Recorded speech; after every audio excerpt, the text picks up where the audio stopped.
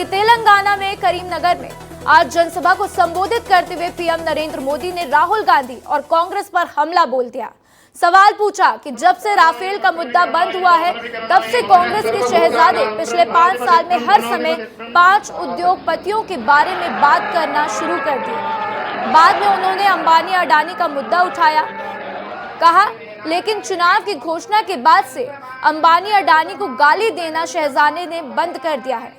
तो मैं उनसे पूछना चाहता हूं कि शहजादे ये बताएं कि अंबानी अडानी से कितना माल उठाया है, क्या समझौता हुआ है कि आपने रातों रात अंबानी अडानी को गाली देना बंद कर दिया, काले धन के कितने बोरे आपने मारे हुए हैं, तो क्या टेम्पो भरकर नोट कांग्रेस के लिए पहुंचे हैं, क्या सौदा हुआ है, अब रातों रात गाली देना बंद क्यों कर दिया, तो जरूर दाल में कुछ काला है।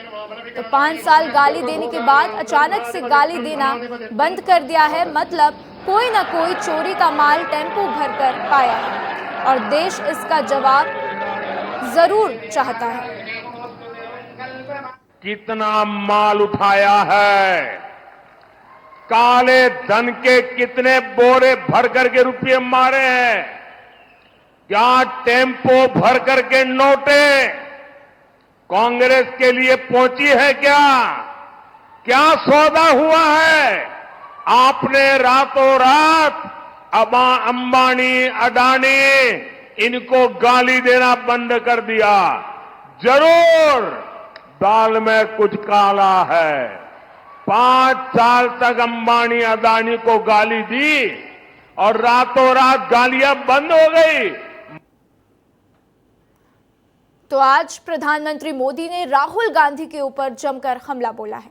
और चलिए अब चलते हैं छत्तीसगढ़ की ओर, जहां पर सीएम विष्णुदेव साय आज ओडिशा के लिए रवाना हो गए हैं। सीएम ओडिशा में 2 जनसभाओं को संबोधित करेंगे। ओडिशा के लिए रवाना होने से पहले सीएम विष्णुदेव साय ने मीडिया से खास बातचीत भी की, जहां उन्होंने लोकसभा 24 को लेकर छत्तीसगढ़ की 11 में से 11 सीटें जीतने का दावा किया। साथ ही उन्होंने कांग्रेस पार्टी पर भी तंज कसा है। और जिस तरह से हमने पूरे प्रदेश का दौरा किया है, हम पूरे विश्वास के साथ कह सकते हैं कि पूरी सीट छत्तीसगढ़ की 11 की 11 सीट भारतीय जनता पार्टी जीत रही है।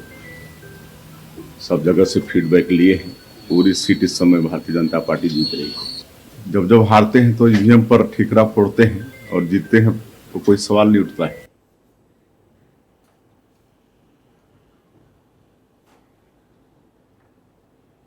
तो तीसरे चरण के मतदान के बाद से बीजेपी नेताओं के ओडिशा दौरे पर डिप्टी सीएम विजय शर्मा का बयान सामने आया।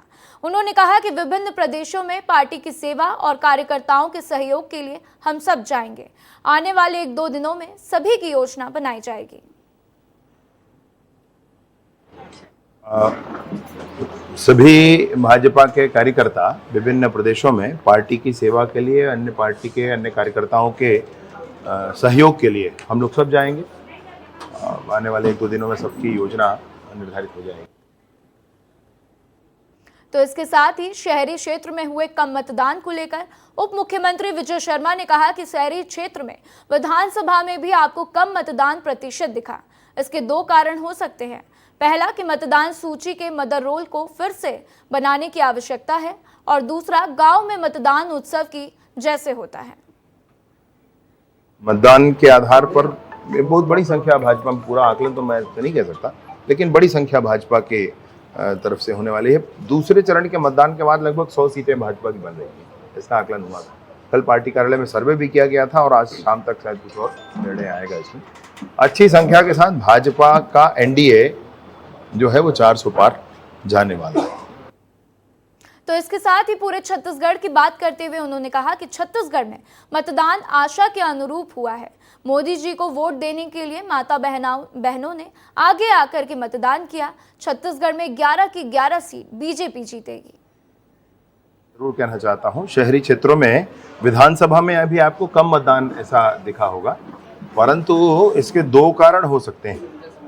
पहला तो जो प्रथम मुझे ये समझ में आता है कि अभी हमारे मतदाता सूची के मदर रोल को फिर से बनाने की आवश्यकता है। मूल मतदाता सूची जिसको कहते हैं, उसको फिर से बनाने की आवश्यकता है, क्योंकि शहरी क्षेत्रों में बहुत सारे लोगों का आना, उसका मतदाता सूची में नाम जुड़ना और उनका वापस जाना हो जाता है। मतदाता सूची से नाम नहीं कटा होता है, इसलिए वो कुल मिलाकर मतदान कम दिखता है, ऐसा मैंने देखा है। और दूसरा मसला ये है कि गांव में तो उत्सव के जैसा होता है, जो चुनाव है, मतदान है, उत्सव के जैसा होता है। तो एमपी बीजेपी में दल बदल कर शामिल हुए 2 विधायकों ने पार्टी की टेंशन बढ़ाकर रखी है। बीजेपी में शामिल हुए दोनों ही कांग्रेस विधायकों ने अभी भी सस्पेंस बरकरार रखा है। हम बात कर रहे हैं विजयपुर विधायक रामनिवास रावत और बीना से निर्मला सप्रे की, जिन्होंने हाथ का साथ छोड़कर बीजेपी का दामन तो थाम लिया, लेकिन अभी भी दोनों ने ही विधायक पद से इस्तीफा नहीं दिया है। बता दें कि दोनों ही विधायक पिछले दिनों कांग्रेस छोड़ बीजेपी में शामिल हुए हैं।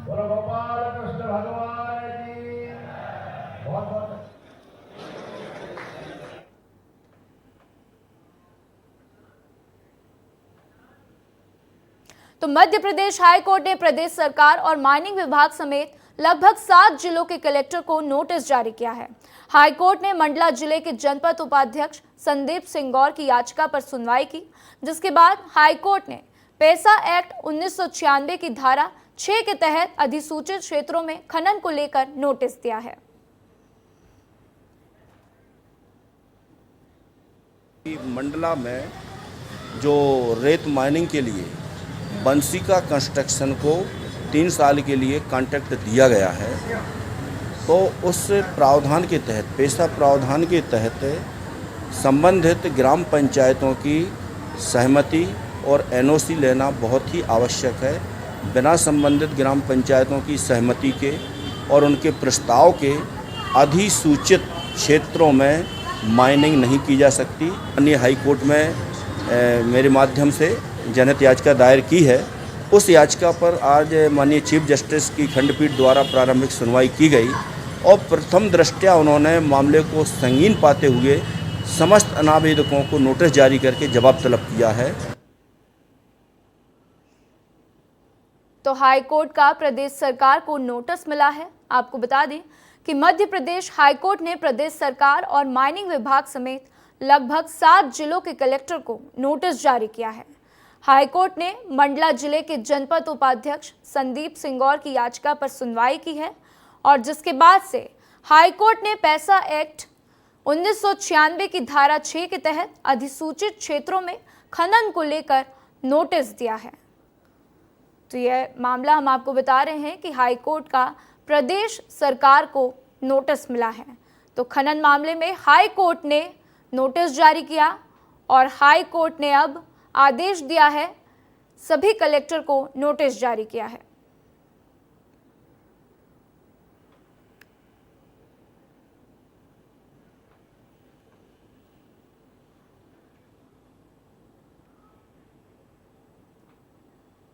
तो विधानसभा क्षेत्र के वरिष्ठ कांग्रेस नेता मनजीत सिंह टुटेजा बीजेपी में शामिल हो गए हैं। आपको बता दें कि मंत्री कैलाश विजयवर्गीय ने बीजेपी में उनको शामिल करवाया है। मंत्री विजयवर्गीय के विधानसभा क्षेत्र के ही कांग्रेस नेता हैं टुटेजा। तो इस दौरान उन्होंने बोला कि मंत्री कैलाश विजयवर्गीय की टुटेजा हमेशा से मेरी आंखों में चुभते थे। इतना बढ़िया व्यक्ति, समाज सेवी, बुरे समय में हमेशा लोगों के लिए खड़े रहने वाला व्यक्ति गलत जगह पर क्यों है, यही बात मुझे हमेशा चुभती रही है। तो बोले टुटेजा खुद मेरे पास आए थे बीजेपी में शामिल होने के लिए। तो आपको बता रहे हैं कि मंत्री विजयवर्गीय के विधानसभा क्षेत्र के कांग्रेस नेता है टुटेजा, जो समाज सेवा करता हो, जो खराब समय में समाज के बीच में उतरकर मैदान में काम करता हो, ऐसा कार्यकर्ता अगर गलत जगह हो तो मेरे को चूकता था। पर एक बात बताऊं, खुद ही मंजीत आए मेरे पास कि मैं आपके साथ काम करना चाहता हूं। मैं किसी नेता के साथ बीजेपी ज्वाइन नहीं करूंगा अभी, हमें तो आप ही के। तो भोपाल जिला निर्वाचन आयोग ने तीसरे चरण के मतदान के लिए लकी ड्रॉ निकाला था, जिसके इनामों की घोषणा कर दी गई है। इनाम जीतने वाले मतदाताओं को कूलर, फ्रिज जैसे कई इलेक्ट्रिक आइटम से सम्मानित किया गया। आपको बता दें कि यह लकी ड्रॉ भोपाल में मतदान बढ़ाने के लिए किया गया था, जहां मतदाताओं को वोट गिराने के बाद ही लकी ड्रॉ में भाग लेने का मौका दिया जा रहा था। लकी ड्रॉ के ड्रॉप बॉक्स शहर के कई हिस्सों में उपलब्ध थे, जहां उंगली पर लगी नीली स्याही दिखाने के बाद मतदाताओं को ड्रॉप बॉक्स में कूपन डालने का मौका दिया जा रहा था। ये जिला भोपाल के लिए ही नवाचार है। यहाँ पर हम 2097 बूथों पर 3 चरणों में उनको 3 इनाम देंगे। हर बूथ पर 3 निश्चित इनाम निकलेंगे। पहला चरण हमारा 10 बजे हो गया। दूसरा चरण अब हम करने जा रहे हैं 2 बजे का जो लकी ड्रॉ है वो हम यहाँ निकाल चुके हैं। पहले चरण में हमने यहाँ पर 211 नंबर के बूथ में लकी ड्रॉ में डायमंड रिंग निकाली है और अब हम दूसरा चरण पूरा करने जा रहे हैं, जिसमें हम आप देख सकते हैं कि यहाँ पर हमारा 210 नंबर का जो बूथ है इसमें हम अब प्राइज निकालने वाले हैं और इस प्रकार हमारे शाम को फिर तीसरा चरण होगा, वहां पर हम लोग ये निकालेंगे। तो रायपुर लोकसभा सीट पर मतदान खत्म हो गए हैं और ईवीएम को सुरक्षा के घेरे में सेजबहार इंजीनियरिंग कॉलेज में रखा गया है। तो ईवीएम की सुरक्षा को देखते हुए यहां पर 3 लेयर में जवानों को तैनात किया गया है। 4 जून को सुबह 7 बजे से मतगणना शुरू होगी। तब तक ईवीएम की देखरेख के लिए कई सीसीटीवी कैमरे भी लगाए गए हैं। तो ईवीएम की सुरक्षा का जायजा लिया हमारे संवाददाता रोहित मिश्रा ने। रायपुर लोकसभा के प्रत्याशियों का भाग्य ईवीएम में कैद हो गया है और ईवीएम को भी स्ट्रांग रूम के अंदर कैद कर दिया गया है। इस तस्वीर को देखिए आप कि यहीं पे रायपुर के तमाम 9 विधानसभाओं की ईवीएम लाए गए हैं। उन्हें स्ट्रांग रूम के अंदर पैक किया गया है, रखा गया है और उसे बाहर से सील कर दिया गया है। 3 लेयर पर 4 जून तक के यहाँ पे सुरक्षा रहने वाली है। 3 लेयर पर यहाँ पे तमाम ईवीएम की सुरक्षा की जाएगी और एक तस्वीर और देखिए आप कि ये तमाम पूरे क्षेत्र का सीसीटीवी के माध्यम से नज़र रखी जाएगी। इसमें तमाम जो ईवीएम जहां पर रखे गए हैं स्ट्रांग रूम के अंदर, वहां पर की तस्वीर देखिए आपकी। ये अभनपुर का स्ट्रांग रूम का ये बाहर का सीसीटीवी कैमरा है। ये आरंग के सीसीटीवी कैमरा है, रायपुर ग्रामीण का है। इसके अलावा रायपुर ग्रामीण का दूसरा भाग है, ये आरंग का है, दक्षिण का है। तो कुल मिलाकर तमाम स्ट्रांग रूम के बाहर सीसीटीवी से लैस किया गया है ताकि सीसीटीवी के माध्यम से उस पर नज़र रखी जाए। इसके अलावा पूरे क्षेत्र की निगरानी रखने के लिए यहाँ पर आउटर जो सेजबहार इंजीनियरिंग कॉलेज है उसके आउटर का ये पूरा इलाका है। यहाँ पे भी आप देख सकते हैं कि विभिन्न कैमरों के माध्यम से नज़र रखी जाएगी। इसके अलावा बड़ी संख्या में जवान भी तैनात रहेंगे और 4 जून को सुबह 7 बजे ईवीएम खुलेगा और इसके बाद ये पता लगेगा कि अगला रायपुर का सांसद कौन होगा। तब तक सुरक्षा के घेरे पे ईवीएम रखे गए हैं। कैमरा पर्सन खेमराज के साथ रोहित मिश्रा, विस्तार न्यूज, रायपुर। तो भोपाल लोकसभा सीट पर मतदान के बाद ईवीएम मशीनों को स्ट्रांग रूम में रखा गया है। पुरानी जेल में प्रशासन ने स्ट्रांग रूम में ईवीएम और वीवीपैट को रखने के लिए बनाया है। तो वहीं ईवीएम मशीनों की सुरक्षा के लिए 3 स्तर पर सुरक्षा जवानों को तैनात किया जाएगा। मतदान के बाद से गणना के दिन ही स्ट्रांग रूम खोला जाएगा। तो 4 जून को भोपाल सहित सभी लोकसभा सीटों पर काउंटिंग की जाएगी। राजधानी में लोकसभा चुनाव के बाद अब ईवीएम मशीनों को इस कंट्रोल रूम में कैद किया गया है। ये भोपाल की पुरानी जेल है जहां पे प्रशासन ने कंट्रोल रूम बनाया है और इसको कंट्रोल रूम के बजाय स्ट्रांग रूम कहना उचित होगा क्योंकि ईवीएम वीवीपैट मशीनें यहाँ पे रखी गई हैं। कल भोपाल लोकसभा सीट पर चुनाव हुआ और चुनाव के बाद सभी पोलिंग बूथों से ईवीएम लेकर यहाँ रखी गई हैं और इस जेल में स्ट्रांग रूम बनाया गया है और ये स्ट्रांग रूम वोटिंग जिस दिन काउंटिंग होगी उस दिन खोला जाएगा, यानी कि 4 जून को इसको खोला जाएगा। लेकिन इससे पहले यहाँ पे तमाम सारे पुलिस के अधिकारी मौजूद रहेंगे। 3 लेयर सिक्योरिटी की व्यवस्था की गई है। पहला सिक्योरिटी के पॉइंट में लोकल पुलिस रहेगी, दूसरे में पैरा मिलिट्री फोर्स रहेगी, तीसरे में कमांडो या सीआरपीएफ के जवान तैनात रहेंगे, जिससे किसी भी तरीके से स्ट्रांग रूम में कोई दाखिल ना हो पाए, किसी प्रकार की कोई गड़बड़ी ना हो। और 4 जून के बाद आखिर कौन भोपाल से जीतेगा, कौन सांसद बनेगा, इसका फैसला 4 जून को हो जाएगा। ईवीएम की सुरक्षा के लिए 24 घंटे सीसीटीवी कैमरों के जरिए भी निगरानी की जाएगी। कैमरामैन नागिन के साथ विवेक पांडे, विस्तार न्यूज, भोपाल। चलिए, अपने विवादित बयानों से कांग्रेस की मुश्किलें बढ़ाने वाले सैम पित्रोदा ने एक बार फिर से विवादित बयान दे दिया है। अंग्रेजी अखबार द स्टेट्समैन को दिए एक इंटरव्यू में सैम पित्रोदा ने कहा कि हम भारत जैसे विविधता से भरे देश को एकजुट रख सकते हैं, जहां पूर्व के लोग चीनी जैसे लगते हैं तो वहीं पश्चिम के लोग अरब जैसे दिखते हैं, उत्तर के लोग गोरों जैसे और दक्षिण भारतीय अफ्रीकी जैसे लगते हैं। इससे कोई फर्क नहीं पड़ता, हम सभी बहन भाई हैं। पित्रोदा ने कहा कि भारत में अलग अलग क्षेत्र के लोगों के रीति रिवाज, खान पान, धर्म, भाषा सब कुछ अलग अलग है, लेकिन भारत के लोग एक दूसरे का सम्मान करते हैं। सैम पित्रोदा के बयान पर भाजपा नेताओं ने निशाना साधना भी शुरू कर दिया है। असम के सीएम हिमंता विश्व शर्मा ने एक सोशल मीडिया पोस्ट में पित्रोदा के बयान पर निशाना साधते हुए लिखा कि सैम भाई, मैं उत्तर पूर्व से हूं और मैं भारतीय जैसा ही लगता हूं। हम एक विविधता भरा देश है। आपको बता दें कि हम अलग दिख सकते हैं, लेकिन हम सब एक हैं। हमारे देश के बारे में थोड़ा तो समझ लो। तो सैम पित्रोदा के बयान को लेकर एक बार फिर सियासी तूफान मच गया है और सैम पित्रोदा ने एक बार फिर विवादित बयान दे दिया है। भारत को लेकर उन्होंने टिप्पणी कर दी है। उन्होंने कह दिया है कि पूरब के लोग, दक्षिण के लोग आपस में एक दूसरे से अलग लगते हैं और ऐसा नहीं लगता कि हम सभी भारतीय हैं। Together as diverse as India, where people on east look like Chinese, people on west look like Arab, people on north look like, maybe white, and people in south look like Africa. Doesn't matter. We are all brothers and sisters. तो आइए इस खबर पर ज्यादा जानकारी के लिए मेरे साथ अमृत जुड़ चुके हैं। अमृत, आपने सुना सैम पित्रोदा ने क्या कहा? एक बार फिर विवादित बयान दे दिया। कह रहे हैं कि पूर्व के लोग अमेरिका जैसे अलग दिखते हैं, चाइनीज जैसे दिखते हैं, दक्षिण के लोग अफ्रीकी जैसे दिखते हैं। इस तरीके के बयान सामने आए हैं। सैम पित्रोदा एक बार फिर अपने बयान की वजह से घिर चुके हैं। अमृत,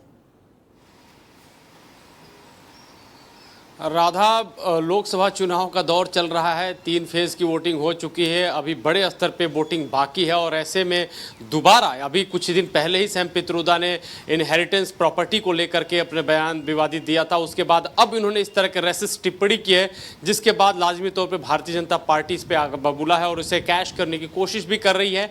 लेकिन दूसरी तरफ कांग्रेस इससे बहुत ज़्यादा उसके भीतर बौखलाहट है, नेता परेशान है। अभी मैं कांग्रेस मुख्यालय में हूँ, यहाँ पे एक आध नेताओं से मेरी बात हुई थी। उन्होंने इस पे अपनी नाराजगी जताई और उन्होंने ये जरूर माना कि उनके लिए एक बहुत बड़े डैमेज होने जा रहे हैं इस लोकसभा चुनाव में। हालांकि कोई भी कैमरे पे बोलने के लिए इस पे तैयार नहीं हुआ, लेकिन जयराम रमेश उन्होंने ट्वीट जरूर किया और इससे कांग्रेस पार्टी से खुद को अलग कर लिया और कहा कि कांग्रेस पार्टी सैम पित्रोदा के बयान से इत्तेफाक नहीं रखती है। उनका जो बयान है वो बेहद ही आपत्तिजनक है, उससे कांग्रेस सहमत नहीं है। लेकिन कहने से क्या, जब भी सैम पित्रोदा का नाम आता है, उनका नाम गांधी परिवार से ही जोड़ा जाता है। उनके प्रमुख सलाहकारों में वो शामिल है, ओवरसीज इंडियन कांग्रेस के वो हेड हैं, इतने बड़े प्रतिष्ठित पद पर रहने वाले, और एक लेगेसी उनकी जो कांग्रेस में गांधी परिवार के साथ रही है, तो जरूर न जरूर उनके साथ एसोसिएट करती है। और जब इस तरह के बयान देते हैं विवादित, जिसमें भारतीयों को डिमीन करने की बात आती है, उनकी जो प्रासंगिकता है, उनकी जो एक विरासत है, उस पर वो प्रश्न चिन्ह जब लगाते हैं,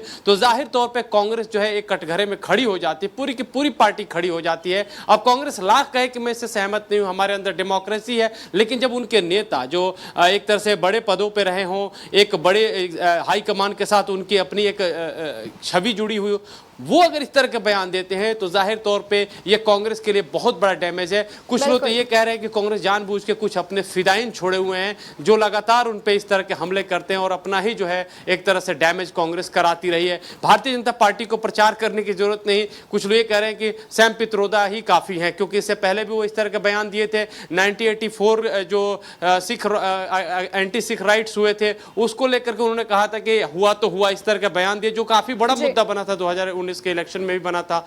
अब इस तरह का बयान देना उनके लिए अगर कहा जाए तो वो कांग्रेस के लिए बहुत बड़ा डैमेज है और Bharatiya Janata party no doubt इसको इनकैश करने की पूरी कोशिश कर रही है। ठीक है अमृत, हमारे साथ जानकारी साझा करने के लिए आपका शुक्रिया। तो खंडवा लोकसभा चुनाव प्रचार में कार्यकर्ताओं की बैठक लेने पहुंचे भाजपा प्रदेश अध्यक्ष विष्णुदत्त शर्मा। कार्यकर्ता सम्मेलन से पहले खंडवा में धूनी वाले बाबा के मंदिर में जाकर उन्होंने माथा टेका। बीजेपी प्रदेश अध्यक्ष विष्णुदत्त शर्मा ने देश प्रदेश की खुशहाली की कामना की।